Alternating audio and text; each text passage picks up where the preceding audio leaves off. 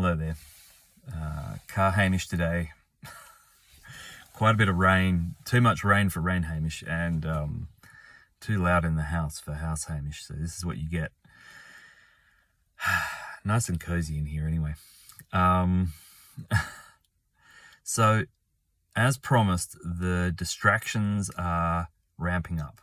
And I use that term very, very lightly and playfully and carefully, because when I say distraction, I mean distraction like false flag. Like, just because it's making a total mess of your life or the lives of people around you or something, like it looks very, doesn't mean it's not a distraction.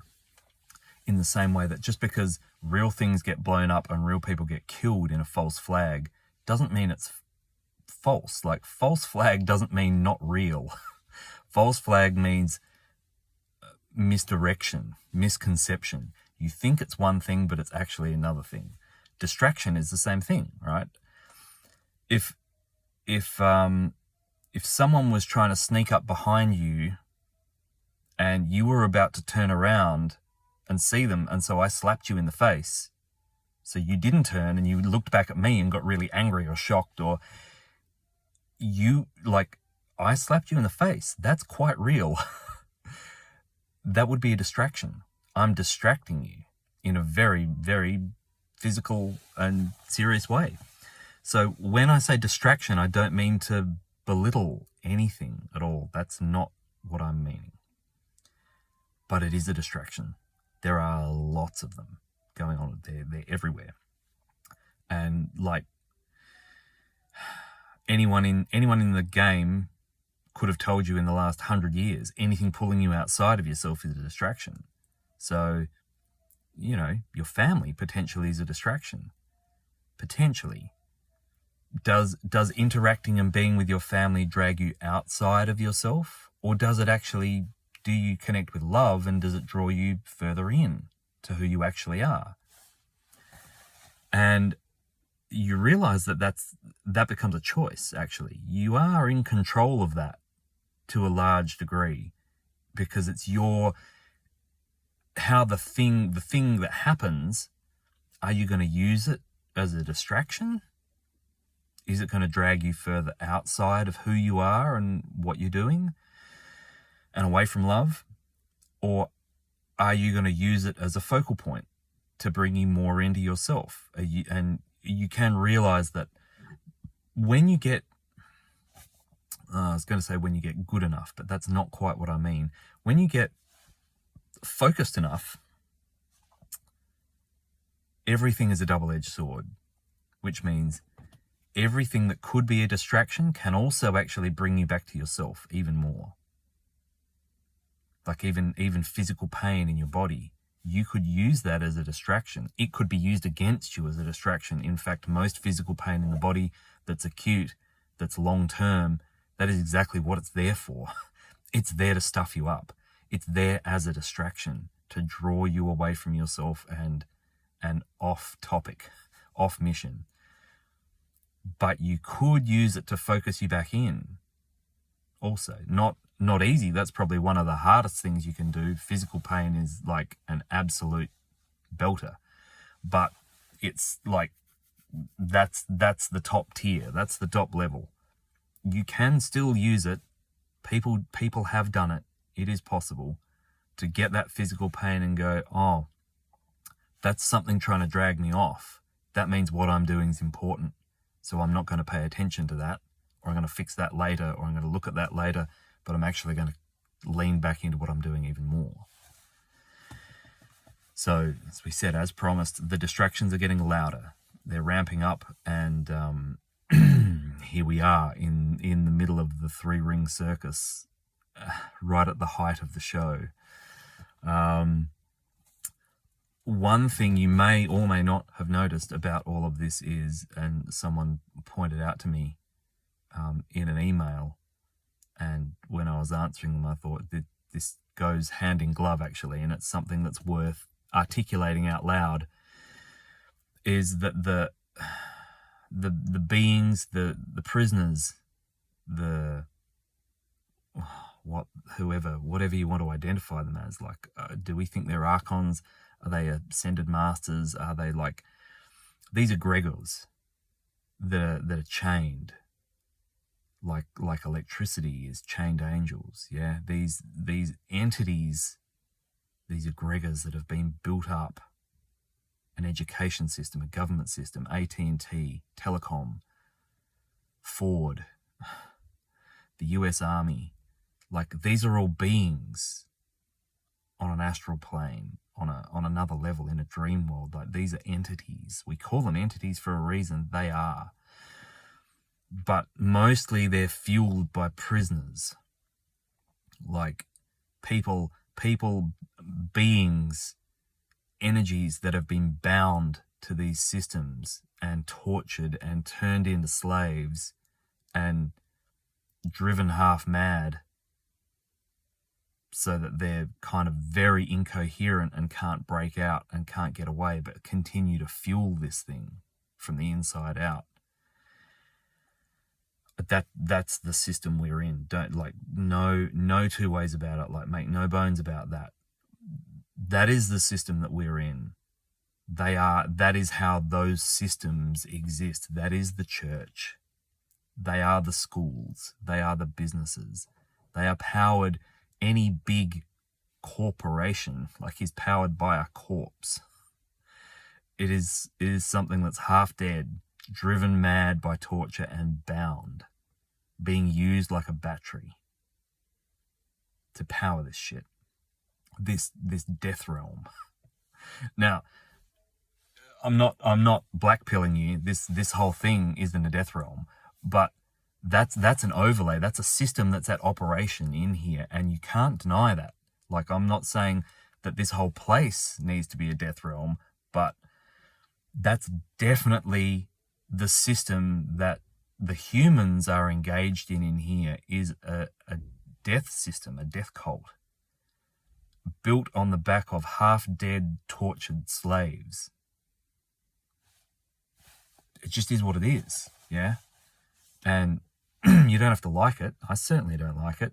I'm of the opinion that I'm here to help shut that shit down, and that's what I'm doing actively, as much as I can, all the time. I'm not feeding it. I'm denying it food and working out how to pull the Jenga blocks out from underneath it constantly, including YouTube. YouTube is an egregor.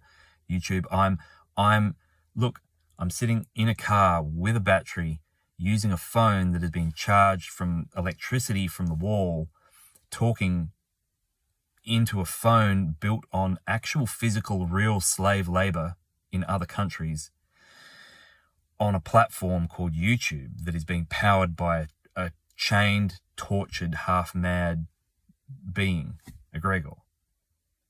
Don't think I don't know what's at stake here. Like, I'm in the system, using this system, trying to break this system.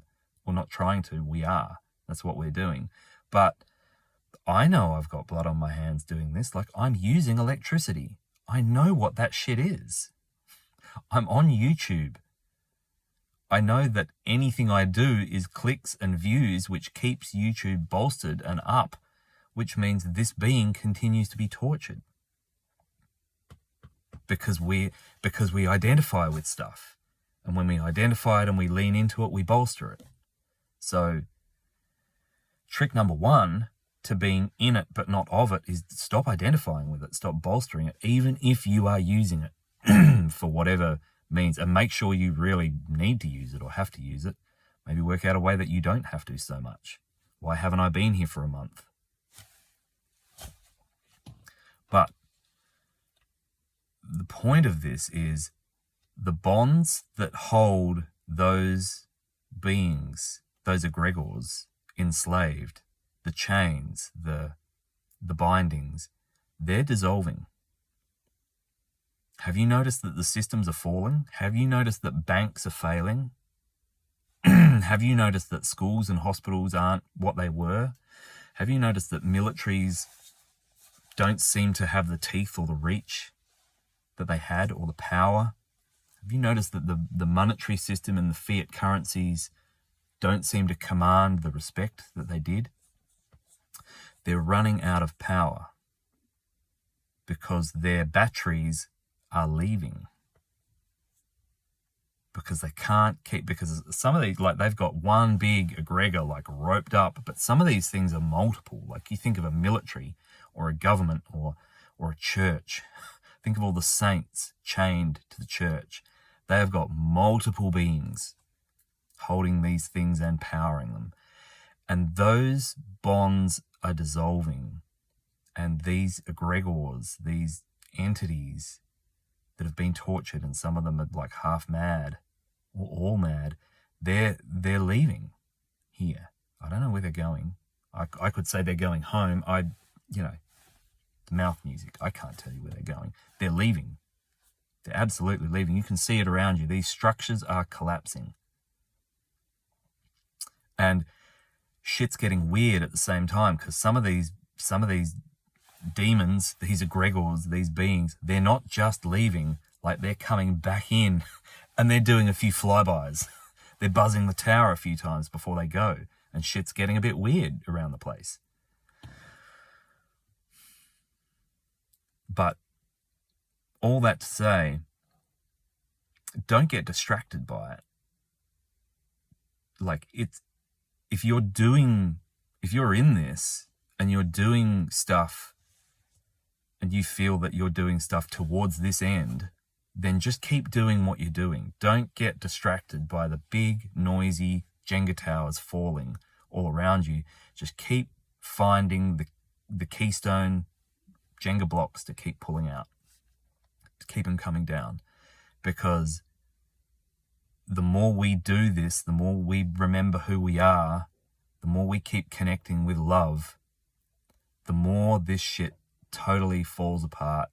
And as it's falling apart, these tortured, chained prisoners are being set free. And that can look like total chaos and all of our human systems collapsing around us.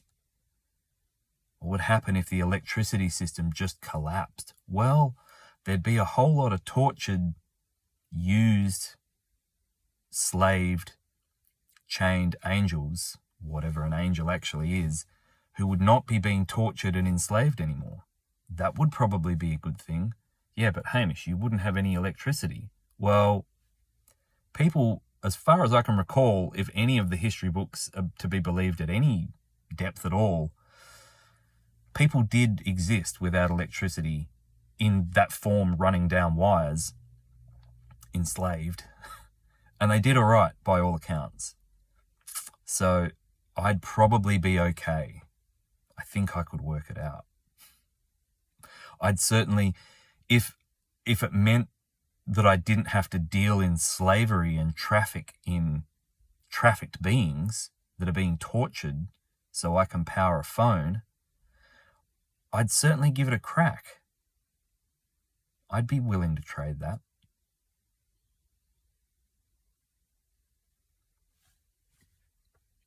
So it's, distractions, false flags,